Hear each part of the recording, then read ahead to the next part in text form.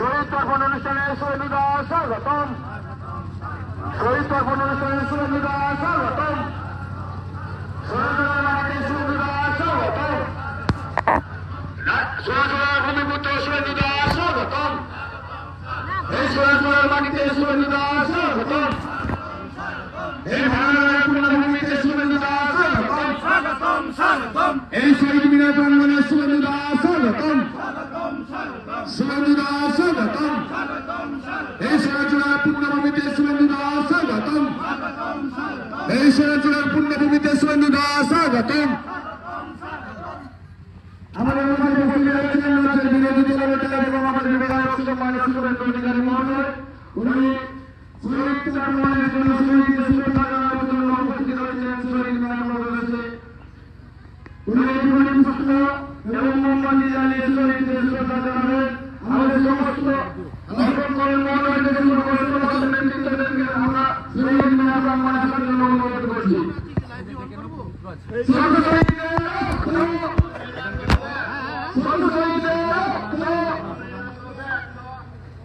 ঠিক আছে দাদা ঢুকে গেছে, আমি একটু ছবিটা করে দিই।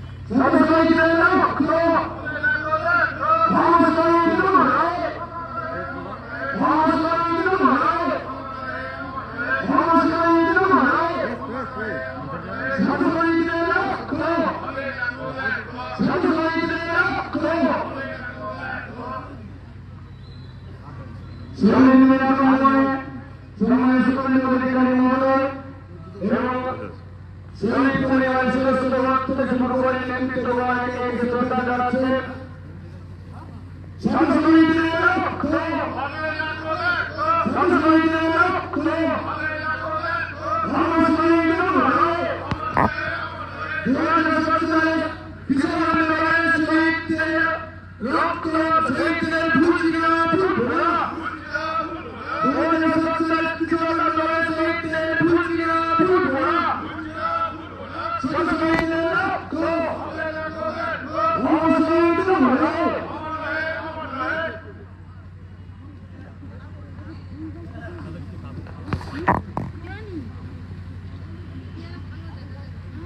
শহীদ মিনার প্রাঙ্গণে শহীদ বেদিতে স্মৃতি কামনা করছেন আমাদের রাজ্যের বিরোধী দলনেতা শুভেন্দু অধিকারী মহোদয়, জেলা সদস্য সত্যবান মহোদয় এবং আমাদের দেবাশিস দাস থেকে শুরু করে আমাদের বিভিন্ন নেতৃবর্গ নেতৃত্বগণ, এছাড়াও বিভিন্ন গ্রাম পঞ্চায়েতের প্রধান উপপ্রধান সদস্যরা এবং শহীদ পরিবারের সদস্যবৃন্দ।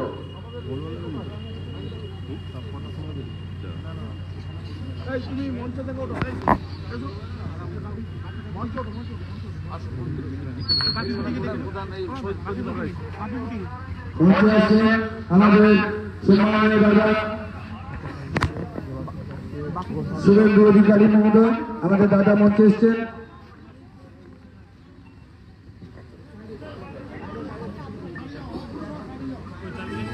সুপ্রভাত, 7টা বেজে গেছে।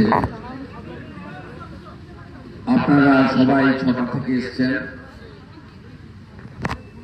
অনেক জায়গায় এসেছিলেন, তাদের জন্য মমতার পুলিশ সকাল সকাল ব্যবস্থা করেছিলেন। এরা আসে মাঝে মাঝে, সামনে পুলিশ, পিছনে পুলিশ, ডানে পুলিশ, বাঁয়ে পুলিশ। 5টা শহীদের নাম যদি বলতে পারে আর 17টা অঞ্চলের মধ্যে যদি 2টা অঞ্চলের নাম বলতে পারে, তাহলে বুঝবো যে এরা নন্দীগ্রামকে জানে, বোঝে বা নন্দীগ্রাম সম্পর্কে কিছু বোঝে। যাই হোক, সেই জন্য আমাদের পুলিশ বাবারা বলে দেয় যে ওরা 6টা অবধি করবে, আপনারা 6টা করে আসবে। তা স্বাভাবিকভাবে আমাদের কর্মসূচি করতে হচ্ছে।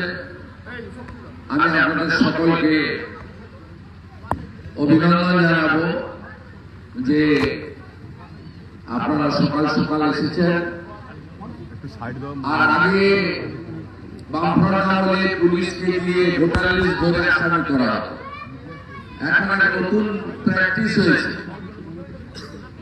যদি বাস থেকে কেউ পড়ে যায় গাছে নারকেল পাড়তে গিয়ে যদি কেউ পড়ে যায়, বাজ পড়ে যদি কেউ পড়ে যায়, বা নৌকা ডুবে যদি কেউ মারা যায়, একটা তালিকা আছে। সেই তালিকা ধরে খুনের মামলার আসামি করবে বিরোধী দলের লোকেদের। আমি মঞ্চ বিউটিসির নামে করি, তাই রাজনীতির কথা, রাজনীতির দলের নাম উচ্চারণ করব না। বিরোধী দলের লোকেদের মানে বোতলটা নতুন, মদটা পুরানো, ব্যবস্থা একই।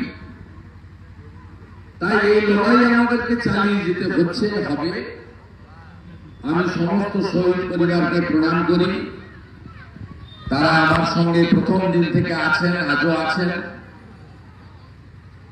এবং আমাদের রাজ্যের মাননীয় মুখ্যমন্ত্রী আপনাদের উপরে দাঁড়িয়ে মুখ্যমন্ত্রী হয়েছিলেন 11 সালে। তার দুটো কাণ্ড আমি আপনাদের কাছে বলব। একটা হলো বেশ কয়েকজনে যাদেরকে তুলে নিয়ে গিয়ে 2007-এর 10 নভেম্বর হাত পা বেঁধে বারাতলা অঞ্চলে কেটে কুচিয়ে কামারদাতে প্যাকেট করে সাগরে ভাসানো হয়েছিল। সেই লোকেদের নিয়ম হচ্ছে আমাদের দেশের আইন অনুযায়ী 7 বছর হয়ে গেলে তাকে মৃত ঘোষণা করা যায়, 7 বছরের আগে করা যায় না। আপনার আমার সকলের পরিশ্রমের ফলে এত মানুষের ত্যাগের বিনিময়ে যে মুখ্যমন্ত্রী ক্ষমতায় এসেছেন, আমরা 7 সালের পরে 14 সালের মুখ্যমন্ত্রী, বর্তমান মুখ্যমন্ত্রী, আমি আগেও চেষ্টা করেছি, যখন ওনার পার্টিতে আমি ছিলাম, পরেও চেষ্টা করেছি, অন্যদের দিয়েও করিয়েছি, এদের দিয়ে আবেদনও করিয়েছি, ডেথ সার্টিফিকেটটা পর্যন্ত দেয়নি। এই 6-8 মাস আগে কলকাতা হাইকোর্টে এরা গিয়ে লড়াই করে আইনি সাহায্য দিয়ে আমি এদেরকে, নিখোঁজদেরকে ডেথ সার্টিফিকেট পাইয়ে দিয়েছি। আরেকটা কথা শুনলেন, 2021 সালে নির্বাচনে মুখ্যমন্ত্রীকে সমর্থন করেনি বলে নিখোঁজ পরিবার তাদের যে 4 লক্ষ টাকা করে ক্ষতিপূরণ কোর্টের নির্দেশে সরকার দিয়েছিলেন, 4টে পরিবার দেখালিতে তৃণমূলের সভাতে যায়নি বলে তাদেরকে দেওয়া হয়নি। আমি পরবর্তীকালে তাদেরকে আমার পক্ষ থেকে একদিনে আমি পারিনি, 1 বছর ধরে তাদেরকে তারা চাইনি, আমার কাছে দাবি করেন, আমি তাদেরকে দিয়েছি। তাই মানসিকতাটা শুধু কত নিকৃষ্ট মানে সেইটুকু আমি বলছি, বলার জন্য আপনাদের কাছে এই সকালবেলায় কথাগুলো বললাম। আজকের দিন আমরা শহীদদের স্মরণ করি। আমাদের নন্দীগ্রামে 3টি দিন আছে, রক্তাক্ত দিন, শোকার্ত দিন, ভয়াবহ দিন, 7ই জানুয়ারি, 14ই মার্চ এবং 10ই নভেম্বর। 3টে দিনই এই সুউচ্চ শহীদ মিনার প্রাঙ্গণে আমাদের কর্মসূচি হয়। 14ই মার্চ গোকুলনগরের অধিকারী পল্লীতেও আমাদের কর্মসূচি হয় এবং 10ই নভেম্বর গোকুলনগরের করপল্লীতে আমাদের কর্মসূচি হয়। আমরা নিষ্ঠার সঙ্গে এটা করে আছি।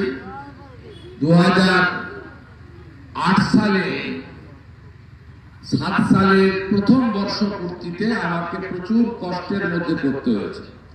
সকালবেলা তখন এই মিনার তৈরি হয়নি, অস্থায়ী শহীদ রেডিও করা যায়নি। নিশিকান্ত মন্ডল প্রয়াত হয়েছেন, তিনি সাক্ষী ছিলেন। ভ্যান রিক্সাতে ওই বাঁশের কঞ্চি কেটে অস্থায়ী শহীদ বেদি তৈরি করে সোনাঝুরা থেকে হেঁটে ভ্যান রিক্সা ঠেলে ঠেলে এনে এখানে বসিয়ে, যেখানে গুলি চলেছিল ভাঙাবাড়াতে, ফুল দিয়ে আবার শহীদ বেদি ভ্যান রিক্সায় তুলে সোনাচূড়া ফিরে যেতে হয়েছিল। আমি কোনোদিন বলবো না এটা, আর ভুলবো না। আমি সমস্ত পথ ছেড়ে একজন ভারতবর্ষের নাগরিক হিসেবে বিশ্বের সর্ববৃহৎ রাজনৈতিক দলে আমি গেছিলাম। আমি সব পথ ছেড়ে একজন নাগরিক হিসেবে 2022 সালে 7ই জানুয়ারি আমাকে শহীদ মিনারে মালা দিতে দেওয়া হয়নি।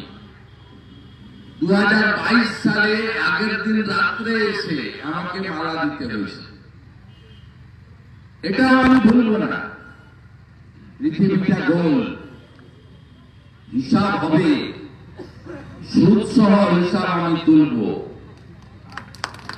আমি যাকে প্রাক্তন করেছি, হারিয়েছি আপনাদের সাহায্যে, তাকে আমি প্রাক্তন করব।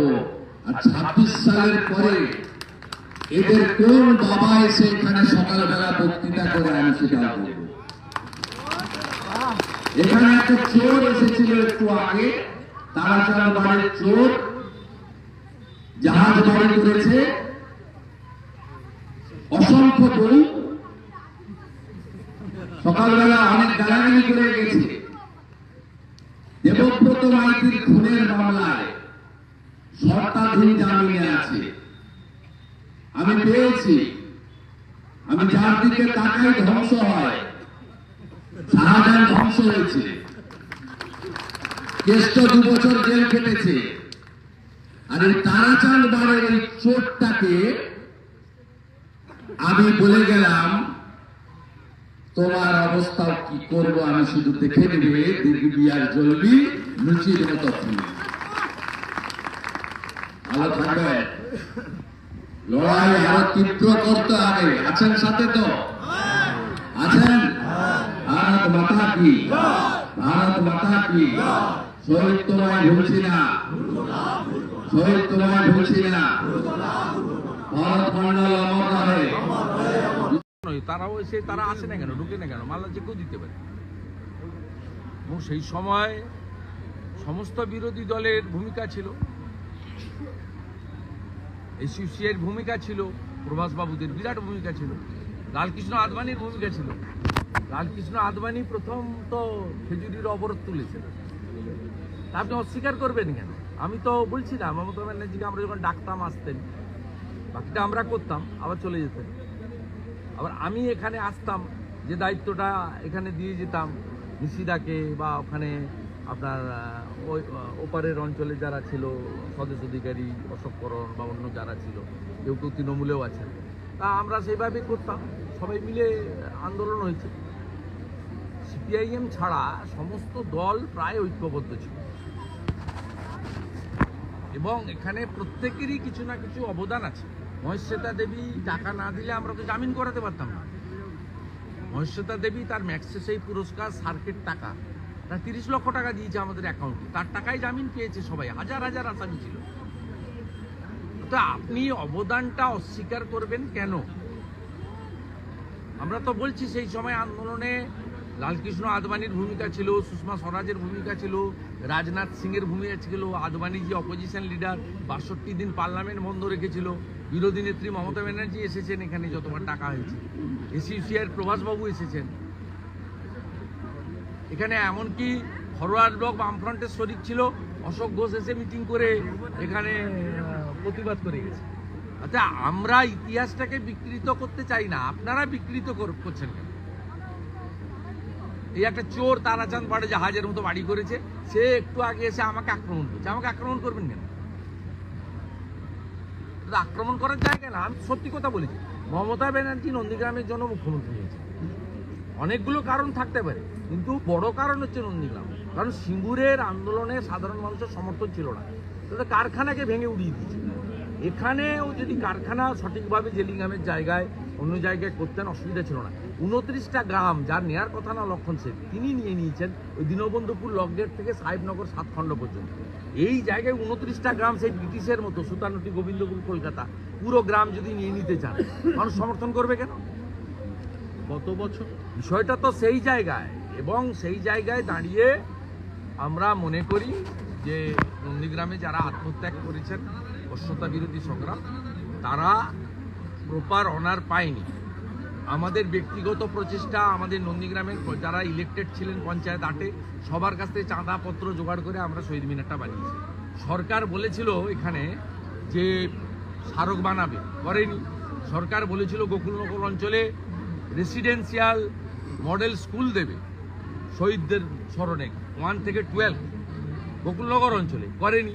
নন্দীগ্রাম প্রপারে একটা ভাস্কর্য তৈরি হবে শহীদ স্মরণে, সরকার সেটা বানায়নি।